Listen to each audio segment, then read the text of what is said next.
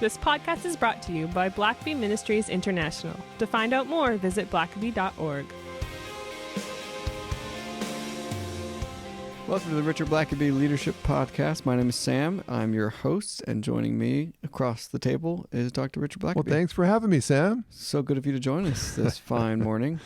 One of the things that you do is travel quite a lot, probably more than you should, if we're honest. But don't start meddling, Sam.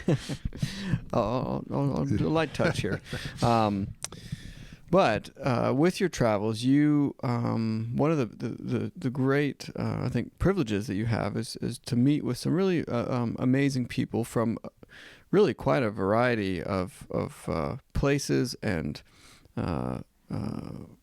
just jobs and ministries, businesses. So you meet with CEOs, you meet with pastors, various ministers, and I thought what might be a good sort of a good podcast is to just see what you're seeing from the road. And you get to meet with a lot of high level individuals, a lot of different leaders from all kinds of places, and maybe we just kind of pick your brain here and see what are you seeing. Are there some commonalities among industries, among leaders this past year that you've seen, and what those might be? Yeah, that's a great thought, Sam. And it's true. I am very privileged. I get to be around some great leaders, and they have a different take on things a lot of times than what you see on the news at times, or what you hear politicians talking about. The business world as well as the church world, there's some folks that are leading magnificently through very turbulent times, confusing times. And so and I'm often asking questions about, how are you handling this? Or I see that the government has just mandated that. Well, how is your company responding? And just trying to get feedback on other people's thinking. And there's a lot of wisdom out there that I've been very fortunate to be able to hear some of. So I thought I would just kind of, this is fairly random in one sense, but just some things that I've been hearing from leaders, certainly in the last year or so. And so let me just rattle several of these off for you. One is just obviously be flexible. If you're a leader who just has to always do things the same way, you're in big trouble. If you don't like change, you're in big trouble. Yeah. I think the word pivot, I've heard the word pivot more in the last year and a half, 2 years than I've ever heard before, of just saying, hey, we used to always do this, but we can't do it now. The hotel just shut us down, or we're being quarantined, or whatever is happening.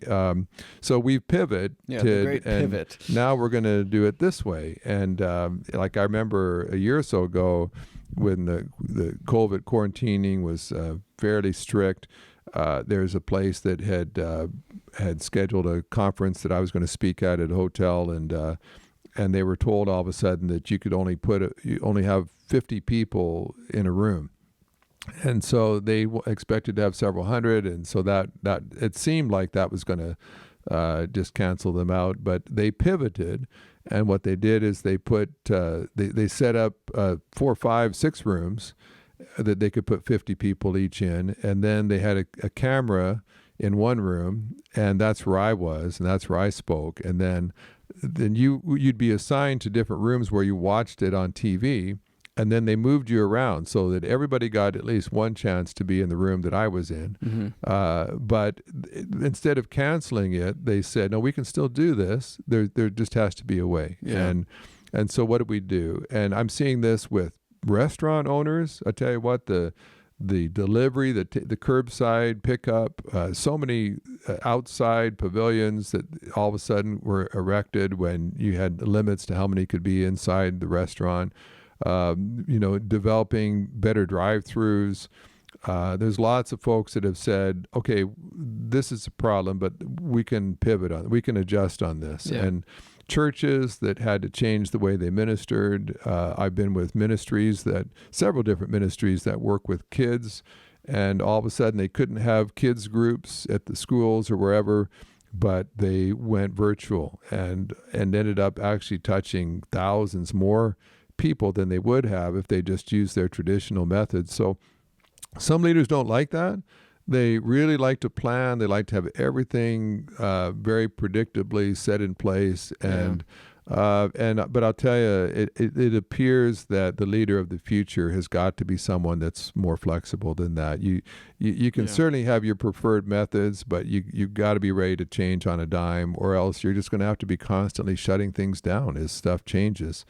And so that's certainly one. A second one I might just throw in there, it's similar to that, but you've got to be a possibility driven leader, not a problem focused leader. There's a lot of folks that will just get hijacked by the problem and they'll miss the possibilities. And the fact is that even though some things are shutting down, and of course we saw this a lot when it came to not being able to meet personally during COVID, but a lot of people have said, yeah, but we touched way more people through Zoom, through podcasts and other things that we did, where we just broadcast stuff, live stream. And that's one example, but I've known a number of businesses who saw there's a whole new industries are developing as a result of changes. And every time, I think an important thing to realize is that every time society changes, there are new markets available now. So, when you think about even like DoorDash and Grubhub and Uber food and stuff, all those things, it wasn't that it wasn't happening necessarily before, but all of a sudden, not that many people necessarily really used it. And then all of a sudden, Zoom. Yeah, and Zoom is a big one. Yeah, like it was around before COVID, but boy, all of a sudden there's some businesses that are seizing on the opportunities. And a lot of the sterilization, the cleaning industry, suddenly that's much, much more insignificant and sought after. And so that might mean that you have to, pivot, as we said, and go in a different direction. Could be that you need to look for different customers. You maybe need to deliver your services in a different way. But there are always possibilities behind every problem. And so, but as a leader, if you find, and of course, leaders have to solve problems, and so that's part of your job.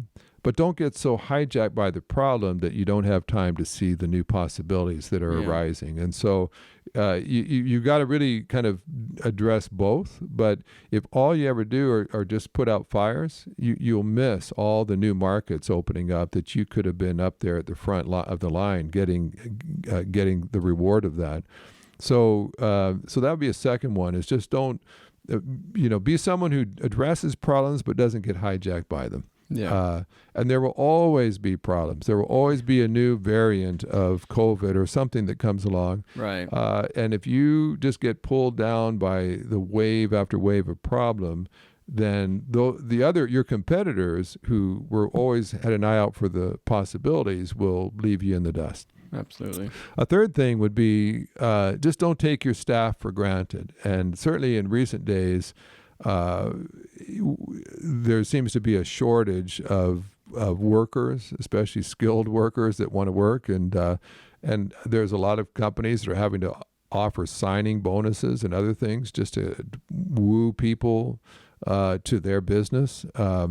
And it's certainly been an issue of late. Workers have options right now. Right. They have choices, and so don't assume just because someone has worked for you for the last 5 years that you've got this locked up in the bank, and you have them for forever. You're going to need to be checking in and making sure that you're paying a market rate, which is going to probably be higher than what you used to pay. Yeah. You might need to have incentives. I was talking to someone the other day that was just complaining because the place they worked, they had, because of shortage of workers, they had been putting in longer hours and they were getting worn out. But the management was not really acknowledging that. They weren't doing some things to make the work conditions more manageable. And they were feeling used and unappreciated, and so people were leaving, and management just they were caught off guard. All of a sudden, they've got all these people leaving and all these openings developing.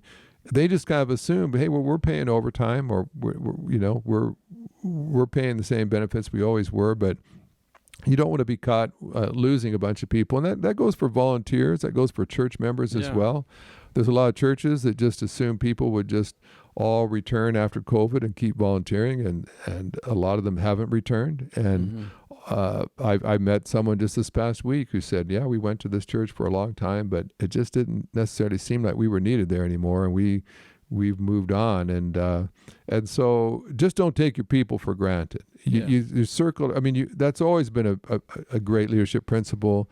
I think even more so in these days, in these markets.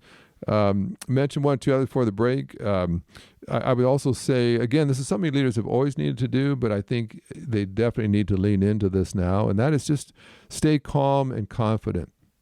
I'll tell you what, especially when COVID first hit and everything was shutting down, employees, staff were all looking to the boss and saying, well, what are we going to do? How is this going to affect us? Are you going to comply with this? Are we going to have to do that? And of course, as a leader, you may not know the future. Of course, you don't know how things are going to happen. We've never had to deal with a pandemic like this before, but you can still be confident. You can still, if there's ever a time you need to remain calm, is in times of crisis. And it just appears that we are in a season right now in which there's probably going to be a series of crises taking place, and you can't be wringing your hands, mumbling to yourself, rushing up and down the hallway. It's going to cause all kinds of discontent. People are going to say, hey, this seems to be a sinking ship we're on here. The boss seems pretty bewildered. And so I think if there's ever a time to remain calm as a leader, whether you're calm inside or not, you need to remain calm on the surface and exude that calm. And it really oftentimes goes from top down. If you're calm, if you're confident, you may not have all the answers, but you're convinced that you will have the answers, that you'll figure it out, then that puts people at ease. A sixth thing is just innovate. And again, these are not all necessarily brand new things, but certainly in our time, innovation is going to be much more important than perhaps it used to be. There were companies, there were churches that just simply cranked out a service every week, and you knew exactly what to expect. They've been doing the same thing for decades. And then all of a sudden you had to innovate. You had to have, and some organizations were very slow to do that because, quite frankly, they didn't have innovators on staff. They weren't innovators speaking into what they did. They had people that just knew how to crank out the same service, the same ministry, the same product that they had been for years. And there are some companies, obviously a lot of tech companies that are high in innovation, but there's a lot of organizations that wasn't a real big factor before. And maybe it's just, we're a restaurant. How innovative do we have to be? And then all of a sudden you can only have 20% occupancy inside the doors. Well, now you got to innovate. You got to find other ways to get your product out there, other ways to deliver your product. And so innovation, I think, is going to be increasingly important. And that means that you hire people that have that innovative ability. That they think that way and they think outside the box. Sometimes they can really stir stuff up sometimes, and you pay a certain price to have very many innovators on board, because it's like, hey, can't you just leave well enough alone? Like, we've already got this, things are going fine. Why rock the boat? Now organizations need to have some people in some prominent positions who are constantly thinking about, well, how could we do this a different way? Or maybe we don't even need to do this anymore. Maybe we should try that. You've done some of this podcast is an innovation that you came up with, Sam, that I had never crossed my mind to do that. And then that's a problem when you hire millennials. They come up with all these crazy ideas. But I tell you what, organizations that do not have the ability, the personnel to innovate, the budget to innovate, in this day with so much changing, you're going to end up getting left behind. Absolutely. And we've even seen that as a ministry. Like you said, we've made some changes in technology that when we were having to work remotely and we couldn't gather, we had in place things that allowed us to continue to get our messages out, and that's, I think, in some part due to innovation. And I think you see that, especially when a crisis hits, that if you've innovated, then you're more often than not you're already set up in a position to capitalize on those possibilities and not the problems. Well, let's take a quick break here, and we'll wrap up when we come back. Of all the books that my father Henry and I have had the privilege of writing together, next to the study course Experiencing God, I don't think that there's anything we've written that has received more positive feedback than this little daily devotional, Experiencing God Day by Day. People from all over the world have told us that God used these simple devotions to speak very powerfully into their life. And now we're very excited because beginning this coming January, we're going to be launching a new podcast called the Experiencing God Day by Day podcast.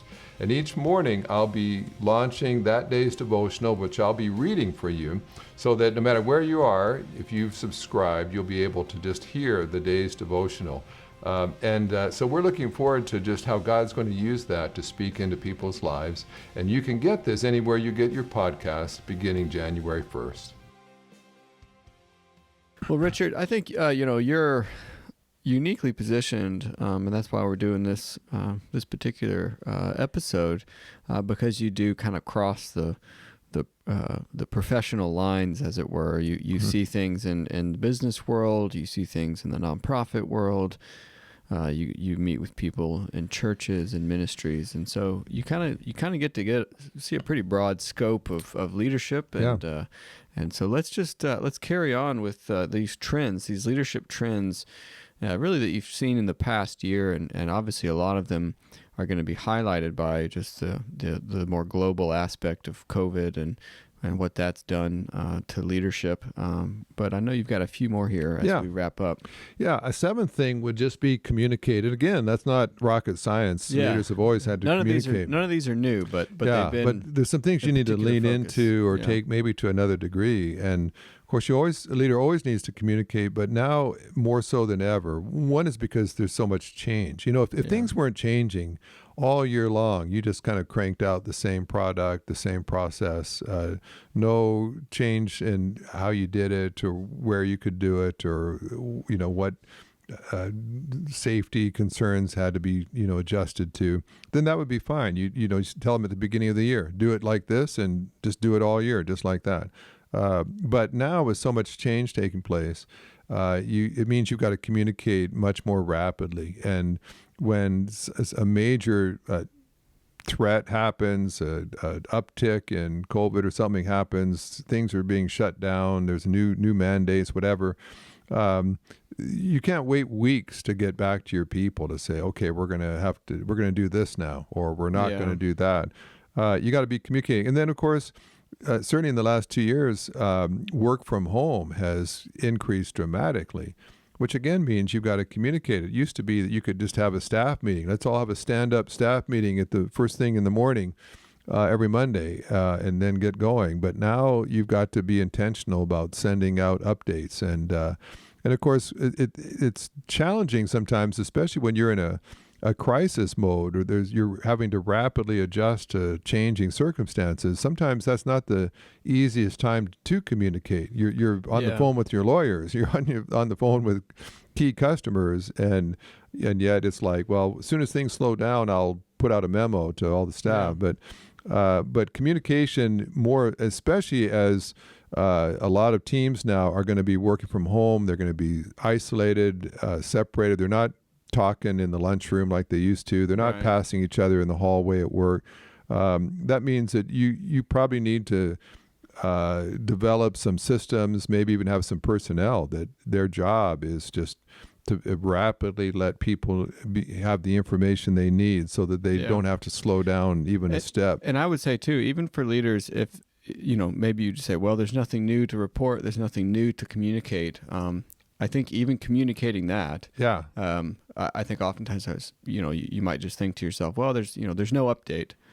Well, still give an update and let people know that, we haven't forgotten about this. There, nothing new has happened, but we'll we're still monitoring it or whatever. There's lots And of that just people at lets- home, Yeah. and there are people maybe watching the news, and it all seems negative to them. But and I found this too. Like sometimes I'll hear some really good news, but I'll be on the road somewhere, and I just heard that maybe a donor gave a significant gift to our ministry, and I'm delighted with that. But I'm right in the middle of speaking all day in upstate New York, and so I don't have time to let people know for a couple days till I get home in the office.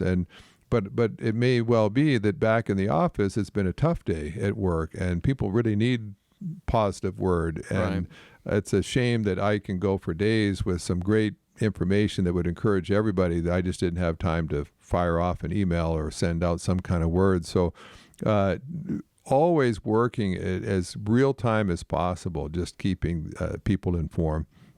An eighth one would be, again, team building. And of course, that's, again, something that leaders have had to do. But I think even more so now, because so much of work is being done from home, it's virtual. People aren't all sitting around the same table necessarily. And so how do you build a team when you've got people working for you maybe from all over the country? You've got people in front of their laptop in California and New York and Texas, and they never see each other personally. They've never gone for lunch together, but they've got to be cooperating and sharing and encouraging one another and trusting one another, and they've never even met physically before.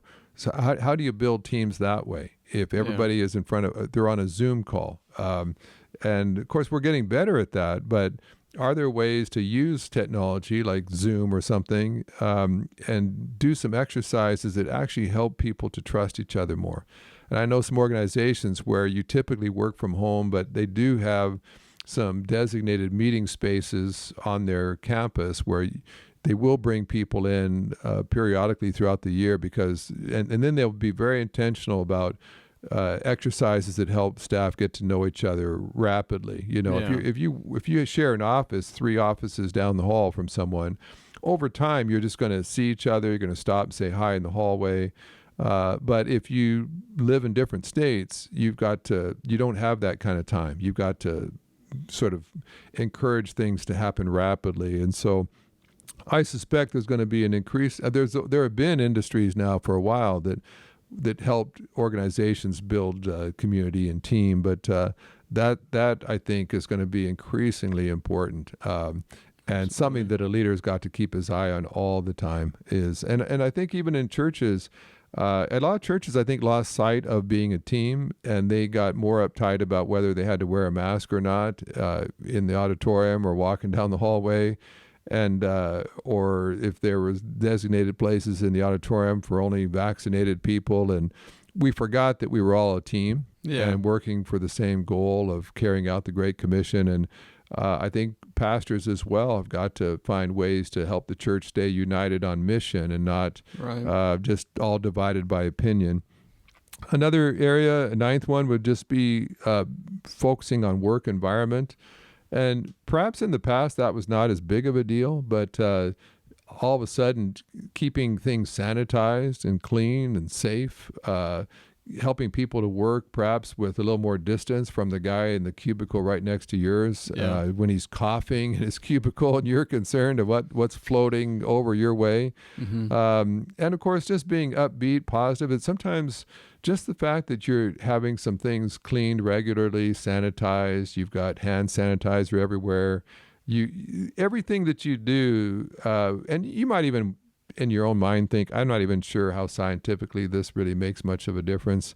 Sometimes it's just psychological as well, that it just communicates, look, we really care about you, and so we're going to provide this. It might not even do all that much good, but hey, if it does even a little bit of good, we think you're worth it. So here's one more thing we can do to try to keep you safe and let you know we care about you, that you're valued. And if you come into work or wherever you work, maybe you work from home, but we're going to provide this for you. So that you can be as safe as possible, because we value our employees.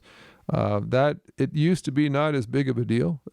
People, if they were looking for a company to work for, that wasn't real high on their list. But now, just a safe work environment and that used to just be safe from like sexual abuse or something like that. But now safety can literally mean not catching a pandemic that could kill you. A 10th thing is, I think a lot of leaders are reevaluating travel. I know I heard a lot, especially early on when COVID shut things down, where people said, I used to fly to New York City for a 1-hour meeting, and I realized we really covered all that on Zoom, and I was having to spend a night in a hotel, get a taxi in Manhattan, and get the airfare and so on. And I realized that by a 1-hour Zoom call, I saved myself all kinds of time that I could be in the office working on other projects, making other calls. And hopefully we realize that many of our meetings should have been emails. Yeah. I think that the pendulum is kind of swinging back and forth on that a bit. I think you can overdo that. I think we're not yet at the place where technology completely takes the place of a face-to-face. No, for sure. But I think there are meetings where you can. If there's meetings where it's a lot of let's just get consensus, let's hear what people have to say. If it's not a real contentious issue where we just need to all get in the room and work this out, if it's more information sharing, there's a lot of travel that probably, I know a lot of board meetings where you're flying in all kinds of board. I know people, organizations with 60 people on their board, and you're flying all those in, you're housing all of them in a hotel. And a lot of places said, I'm not sure we'll be so quick. Maybe we'll have one face-to-face meeting and the other virtual for now on. We're gonna and just to save a lot of that money. Maybe some of that travel wasn't as critical as we thought it was. Let's let people just stay home and work and get on a Zoom. A couple last ones. I would just say as well. Maybe an 11th one is just find community. And I'm privileged that I get to work with several different organizations, both for pastors as well as business people. I work with an organization called CEO Forum for high-level Christian CEOs. I work with an organization, Fellowship of Christian Companies for International, that is for business owners. And there's just a real value in gathering together and talking about, well, how are you dealing with this? What did you do? When did you comply with this? Or do we have some legal options? And how are you responding to employees' desire for this or concerns about that? And I certainly found, even at high-level executives, just having other people to be sounding boards and to say, well, hey, I'm facing this. What did you do? It's a confusing world, and this is uncharted territory. And so if you're all alone or you're a pastor, there's all kinds of gatherings and meetings for pastors to talk about what are you doing to get that 30% or so of people that have not come back yet to church. What are you doing to get them back? Or are you trying to get them back? Or how are you reaching new people? How are you responding to these new regulations? Just find a community of like-minded people that are facing similar issues for you. And again, that's always been a helpful thing. But if you were good at what you were doing, you'd had lots of experience with it. Maybe maybe you weren't feeling quite as compelled for these kind of groups. But now that you're in uncharted territory, that's the time you definitely need other people that are doing their own research and going to their own conferences and seminars and learning things that would really be helpful for you to learn as well. And the 12th thing is just find stress relievers. It's always been stressful to be a leader, but certainly when you're taking on new challenges, unprecedented problems, things that you've never had to deal with before. I've known a lot of leaders that were having to furlough thousands of employees at different times, or pastors still watching lots of empty seats that used to be filled by people who've not yet come back. And there's a lot of pressure on you. If giving is down, if sales are down, you're not sure, it's going to be pretty tight to make payroll. Lots of pressure on leaders these days. And so you've got to have some way to relieve that stress. You've got to have something that makes you laugh people, activities, and your staff need that. Your staff need there's all the tension of, we got to work extra, we got to meet this deadline, we're short staffed, we got to get this project finished. Lots of stress on employees as well. And so be consciously thinking about, how do we make it still fun to come to work and still enjoyable, meaningful? How do we just relieve some of this stress by doing something kind of crazy? We've never done this before, but we're going to bring in a stand-up comedian to our next meeting and just have some fun, or we're going to have a fun outing and just say, hey, we care about you guys. We're still a team. We're still a family. And let's still enjoy the journey. It's a tough part of the journey, but we can still enjoy it together.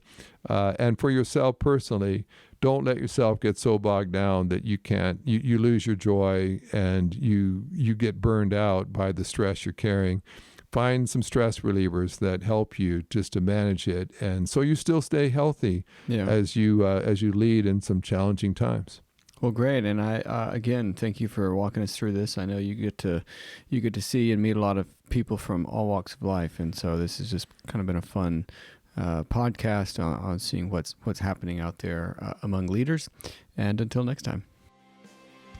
Thanks for listening to the podcast. If this is something you enjoyed, it really makes a difference if you leave a review and a 5-star rating on Apple Podcasts or wherever you listen. Don't forget to subscribe and share with your friends. We always love hearing from our listeners, so email us at podcast@blackaby.org.